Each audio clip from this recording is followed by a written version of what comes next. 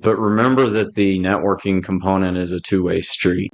Some of my hires have come from just meeting people that had a need. They weren't looking for a job, and I didn't have a job to fill, but stayed in touch. And 3 years later, next thing you know, hey.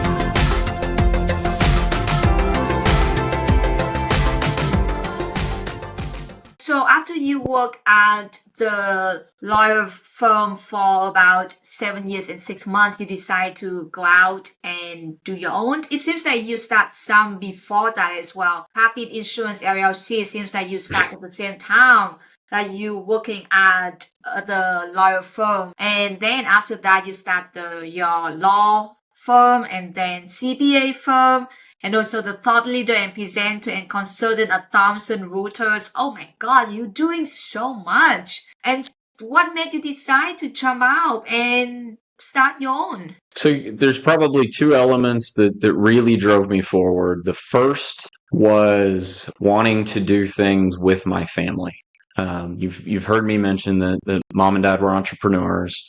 They owned office space and buildings. My brother is an accountant by trade. He has an accounting and finance degree. He operates our family's business. When my dad passed, he took over. But there's a passion to kind of bring that back together so I could be all in one spot. And today we all office 100 yards from one another. So mom's here, my brother's here. There's a weird. They always say don't do business with family. I will be your exception. You can do business with family. Got to have some tough conversations with family, but it's important. So there was kind of this family driven push. And the beauty is the firm I was with, I could tell the whole story to, and we shook hands and still collaborate and send work back and forth today. So it was a respectful parting of ways, if you will, but we were able to develop and have different conversations as separate as we evolved.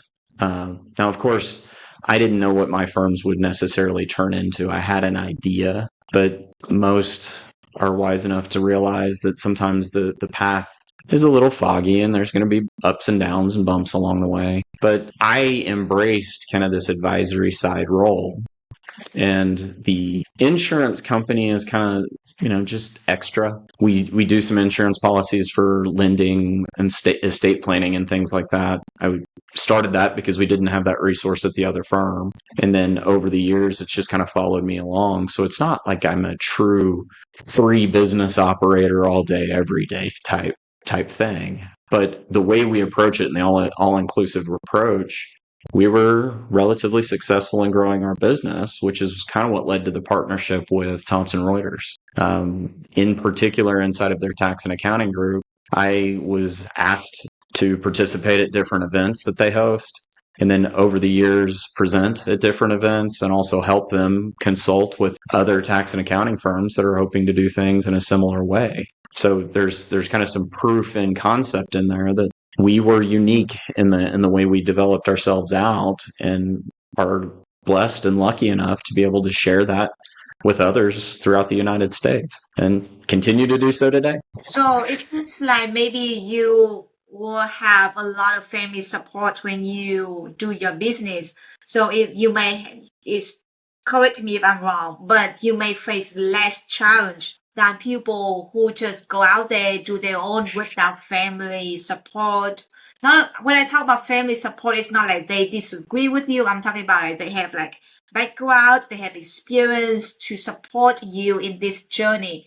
Is that true? It is. The best analogy I have for this is like if you have a parent who is a chef, or you've got a parent who is an athlete, they're familiar with those things. As a child, you get to observe those things. So sometimes you take for granted that you know a few things differently than others would. And yes, there is a unique advantage there. Mom and dad were very successful in the community, and leveraging their name. That's why the firms are named the way they are, is because people recognize who my parents were. So I want them to know who I am too. I think that's an important factor that's in there. Whereas, if somebody moved from Texas to New York and didn't have that infrastructure and just was setting up shop, you can do it too. But it's going to be a different conversation because it's a different set of resources. But again, that's where I go back and say I was blessed and lucky enough to have a unique set of resources available to me and took the leap. And it's something that I'm grateful that I did. Wouldn't have done it differently otherwise. People tease me all the time. Why didn't you just go straight to that? I was like, I don't think I was ready. Nor would I have met all the wonderful people and made the friends and relationships that I did over the years. So everybody's got their own path, but you don't need that set of resources. I mean, you could graduate from school, pass your credentialing, and go to work, especially in today's remote virtual environment. You can work out of your, office in your bedroom. So there's lots of ways to achieve the goals that maybe are in front of you. I don't know may I ask you a question in all of this? Yeah, sure. Did you have a set of resources around you, whether it was like a peer network group or other professionals or friends maybe, to help as you've gone through and done different paths of your business? Like, when you were worried one day or didn't know who to talk to, where did those resources come from? Yeah, I am extremely, not extreme, but I'm very involved with the state societies. And so state societies provide a lot of resources for like networking event, make a relationship with people from networking events, and also like join as a like board of directors, and also being involved in different volunteering activities. And from those activities, I meet with other CPAs, and then eventually they may become my mentors. I may not have one, I may have two or three mentors in a different time or different career stage in my life. And all those people coming in from all the networking events, it just helped me significantly when I said, I'm lost, I need some advice. I'm not sure if I should go this way or I should go another way. And because I don't know what I don't know, or I did not know what I did not know, I couldn't see the big picture. But someone who I already went through, they could see a bigger picture and give me a lot of great advice. So that's my own experience. But what would you advise Yeah, to young professionals?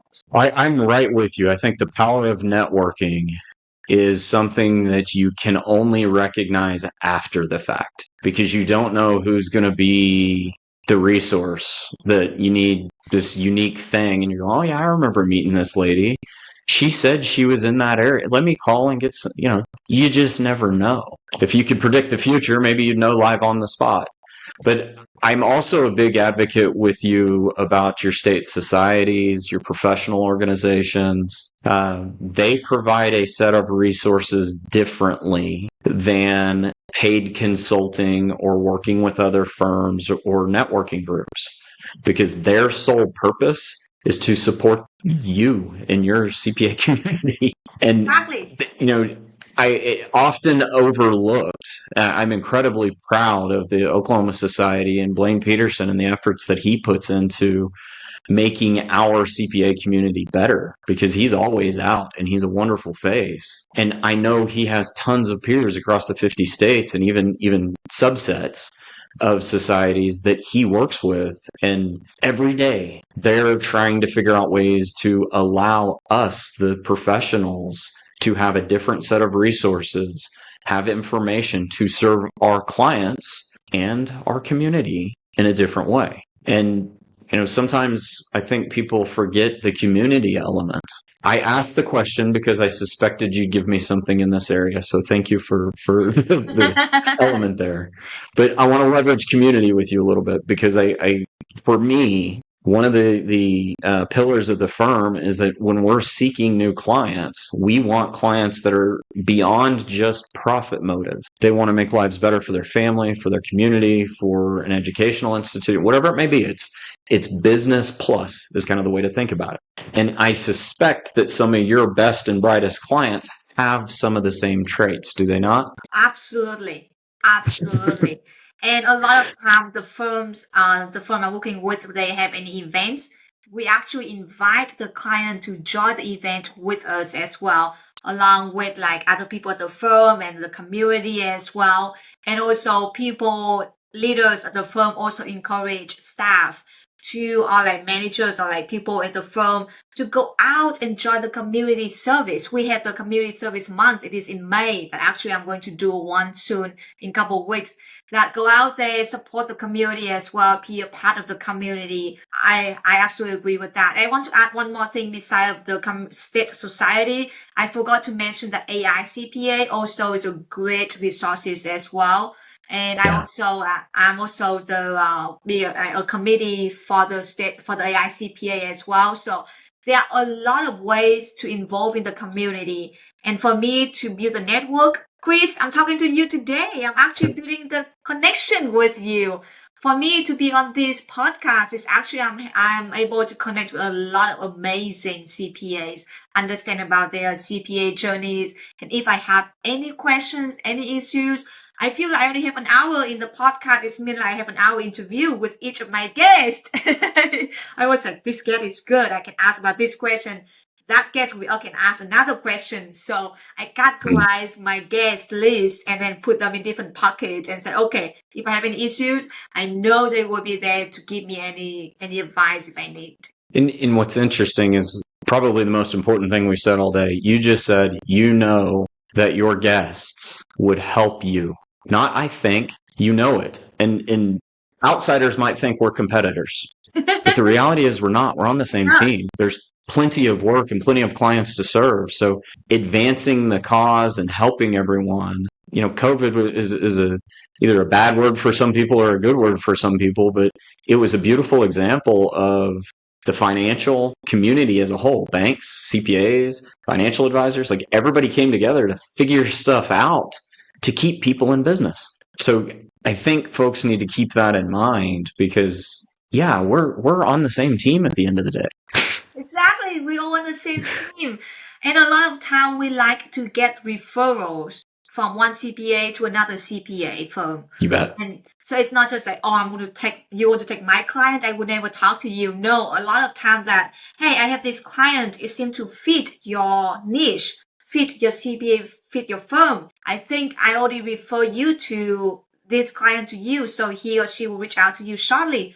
Hey, that's awesome that all of a sudden you have connections, you have the clients, the referral as well. And I know a lot of times clients, they love referrals. They don't want to go out there and randomly pick a CPA firm.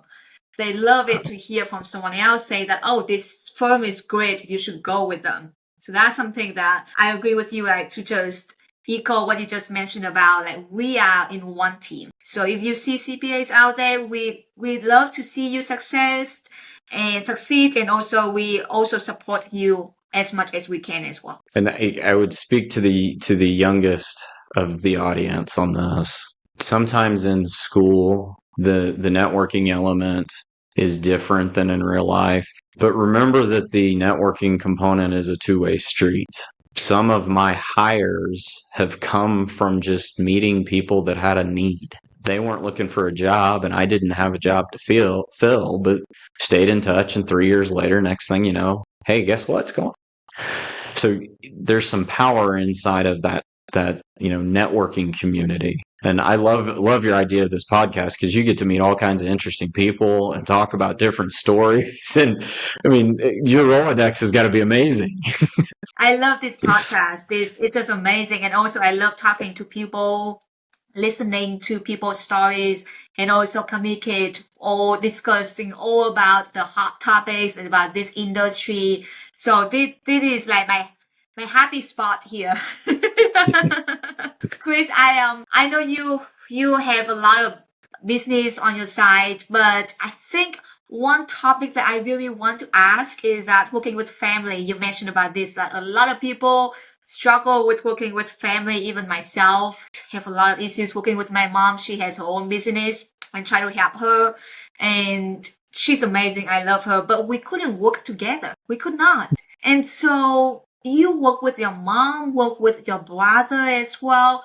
I'm wondering if you can share like one or two stories, like one is successful story you work with them, one is like not successful story that you when you work with them that you need to, and what the solution for that unsuccessful story.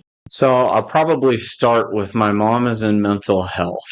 So there's an element there that I absolutely take for granted. But as a child, she would hand me what I'm going to call happy face charts, which perhaps are now known as emojis. So, kind of the running joke is she was into emojis before they were cool. But in that, there's a ton of discipline and skill set, and the majority of conversations you have with clients are emotionally driven.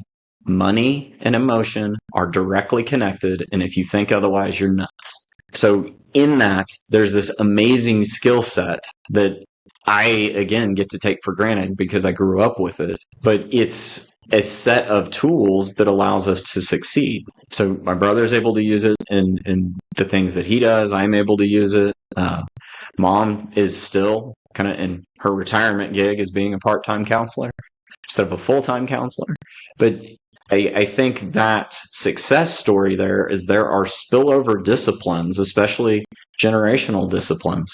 Sometimes I have to ask her for advice for our more senior clients who are struggling with technology, which happens to be a pretty good transition for some of the things we struggle with together, because it's typically around misunderstandings, if you will, of technology or system software. The one that comes to mind most recently is right now to report continuing education in the state of Oklahoma. You log into a portal, you upload certain items, in our world, that's something we do all day, every day. For my mom, that's not something she did until the later years of her career. So offering support and help in that arena for some, no problem. Yeah, I'll help you. And where I don't want to paint this picture in the wrong way, because my mom and I love each other dearly, but I speak super tech and she does not at all. So sometimes when I'm asking questions to gain clarity about how to help her, it's not perceived in the same way. Or vice versa, I'm asking a question that in theory I should already know because she answered it in her way, but I didn't hear it right. So those are the things where maybe because if I were working with a neutral third party, I not that I care about someone less, but it's your family. You care about them the most. You've got the most to lose from goofing up, uploading the whatevers. So because you love them the most, you care the most about the conversation. And then, of course, the conversation is the most inflammatory conversation. So I think navigating some of that stuff is difficult, but communication, I mean, we've talked about it all the way through this, is key. And what's the objective? Can you help me get through? Can I ask a few questions because I still don't understand what I'm supposed to do to help you get to the objective? That's all that it is. Sometimes we have to hit pause and pick it up another day because we're speaking two different languages, but that's okay. We found ways to work our way through it. And I think that's the key to success in family-owned businesses and small businesses. I won't bore everybody with the statistics on this, but go Google them or ask Chad or somebody, give me the statistics of family-owned businesses. For it to go to a second generation is a statistical anomaly. It just isn't successful most of the time. For a third is a third standard deviation kind of anomaly. It's rare that businesses will go 3 generations. So why? Most of the time it has to do with communication, work ethic, skill sets that are involved. But investing the time to not only have that conversation, but then go home and have the family conversation is a lot. And sometimes people don't have the resources to do that. Yeah. It's amazing how you can separate business communication and family communication. A lot of people may not be able to do that. And I'm no expert. I still fail every day about it. But we recognize that sometimes you got to turn those switches on and off. And I think we do better than most. But time will tell. Time will tell. Yeah, I agree. Chris, I'm just curious. You are a CPA, you are a lawyer as well, but I don't see the destination after your name. Is there a reason why you don't want to put them after your names? Yeah, I'm just curious. It has everything to do with credentialing. So as a lawyer, I cannot sign as a CPA. So if I sign something in my CPA firm, I can only sign as a CPA. I cannot be a lawyer as well because of the way the state behaves. the entities kind of drive that. So I've chosen just to be me, business owner. And then if you engage the law firm, I'll sign as an attorney. If you engage the CPA firm, it's not a fun answer. It's not a sexy answer, but it's the reality of compliance. I have to be very mindful as to how I hold myself out and in what arena. And it's just easier not to get mixed up if you don't put JD CPA or something like that on the credentialing. Interesting. Wow. That's not the answer I would expect, but I learned something. I know, right? We talk a lot about your career, your journey, your family business, your just advisor career. I'm just curious, like beside of all that work related, what do you do for fun, or what do you normally do for fun? So I've got three things that I insert here. I am married. I have a wife who is willing to run marathons. I am a former soccer player who is not willing to run marathons. So usually there's athletic activities and things like that Julie and I are able to engage in together. Yoga is kind of the one that, again, terrible dad joke, but what's the commonality between yoga and accounting? Everything must be in balance. There's a yin and a yang, and there's a debit and a credit, right? That's so true. So there's, for me, the elements of getting outside of the office, the work-life balance is key. And some of that is engaging in athletic events. We have a German Shepherd named Jade, and she helps us. Like, she will literally close my laptop or knock my phone out with her nose and say, "Dad, it's not work time." So she helps with that too. And then the passion project is I have coached for now 24 years a middle school soccer team. I do not have any children on the soccer team. It's just something that I enjoy. I'm a soccer coach. I played growing up, and it happens during the worst time of year, the spring. But you cannot be on the field with 12 to 14-year-old boys and girls without focusing on them, which is a great mental break. And I get to do something that I enjoy. So there's a give back to the community. There is a mentorship that's there. There's a passion about the sport. So those are kind of the three things that I try to focus on and, try to have a balance with all of it. Sometimes it gets out of control, but it's fun. Awesome. We have a dog as well. She's a mix of husky and lab. So she's not 100% as husky, but she has husky in her blood. Oh my God. She loves jumping over the fence and explore neighbor's backyard. And I was like, oh, you're such a troublemaker. But she can talk. I know your husky can talk a lot. She can talk and talk the whole night. Yeah, we're working through some of those. Our dog is vocal, is the way we'll say it. She's here today. You haven't heard her in the background or anything. She's great during the day, but when it's her time, she turns on. Wow. I believe you heard my dog sometimes during the conversation. Yeah, whenever. So she loves watching through the window, and then if she sees any dogs walk by, she will be like, "Hey, I'm here!" and make the noise and barking. And I was like, "Oh no, I'm in the meeting. Come on!" But thank you so much, Chris, for the discussion today. It's amazing story to know that you a CPA, also a lawyer, and experience with a family business, small business as well. So that's amazing. Thank you so much for your time on our podcast. I really appreciate the opportunity. And to listeners, you've heard us talk about networking. Reach out to me on LinkedIn. It's a beautiful way for a lot of people to get to know each other that would not otherwise get to know each other. Just search for my name. Again, thank you for the opportunity to be here and share the stories. And thank you for doing what you're doing for the profession. Thank you, Chris.